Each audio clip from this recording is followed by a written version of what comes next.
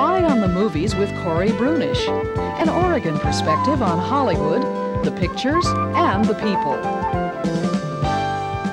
Award-winning television director Edward Zwick makes his feature film debut with About Last Night, a tragic-comic romance starring Rob Lowe, Demi Moore, and Jim Belushi.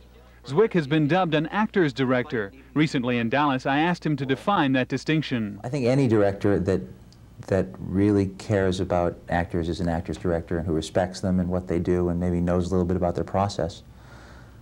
But I'm most interested in creating an environment in which actors feel free to do their best work, and I think that involves some trust and some understanding of their process. And I love the rehearsal period. I love the changes and really sort of allowing actors to make their best choices and wanting to occasionally help direct them, and otherwise just sit back and having just thrown out some little idea, just be able to glean the rewards. So it's communication. Yeah, it's a little of everything. It's a little bit of technique, and it's a little bit of psychotherapy, and it's a little bit of nurturing, and it's a little bit of just having fun. And it's a lot about trust. It's a lot about, there's something that I think is interesting, is that it's a lot about self-revealment, particularly in a movie like this. If they're going to take risks and reveal themselves emotionally in some way, I maybe have to do a little of the same thing so that the process is two-way, and they're just not only giving, but they're also taking. Now, I've read a lot about this film, how it's a Chicago experience, and yet it achieves a universality. I think that the moments that it describes in all of our lives are familiar. They're the little rites of passages, as if we're shining a little light on each little moment. We've all moved in with someone for the first time. We've all tried to decide whose records are whose when we break up. We've all had conflicts with our friends not liking our lovers and vice versa. So that in that sense it's general and universal, I hope, a little paradigm of relationships. On the other hand, it's specific to Chicago because that's where the people are from, and I'm from there, and the producers are from there, and the writers as well, and so that I think you find your way to the general through the specific. That's the best way. And you don't plan to try to do something resonant. The resonant comes out of the detail. And by being very detailed, then you can hope to reach a greater kind of identification. Would you please not put this on the counter? You see this black stuff? This gets in the little cracks in the porcelain, and then I get it on my fingers. I'll make an effort. And would you make an effort to please put these wrappers in the trash can? Or why don't you just flush them? What? Flush them. You want me to waste 8 gallons of water so that you don't have to look at a piece of paper with the word Tampax written on it? This is their first time.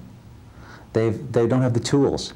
They've just either come out of their homes or out of college or out of jobs, but they really haven't taken the risk. They haven't gotten in the room and shut the doors and stripped away those layers of behavior and presentational self that are there when you first meet, or when you're in the bar, or where you're with friends. When you're really there and it's the middle of the night and you get down to the nitty-gritty and see who each other really is, that's very scary because you've never really revealed that to anyone before.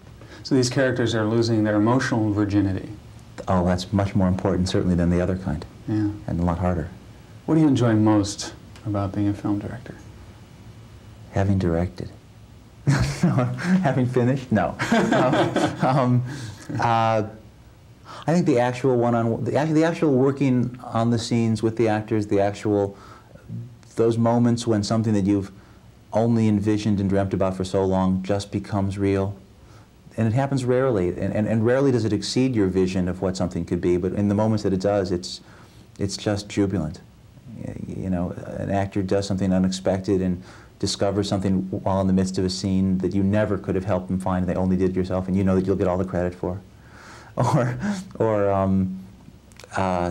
in the cutting room when things come together in the way that you had imagined, or even better than that. But mostly I think in the audience's response. It's the closest to the theater that I can recollect. When you've worked in television and it goes out there and it's this vast silence. They tell you that it's 20, 30 million people and you only have their numbers to believe them, but when you're in a theater and you can actually hear it in the lifeblood and the response and the laughter, and that's the best. And as opposed to stage, the film is forever, or virtually forever, so that must be very satisfying. Yeah, but that's also one of the bad news, because the movies then don't bury their dead. Well, that leads me to, what's the worst thing about directing film? There are a lot of worse things. A lot of it has to do with the commitment of time and energy.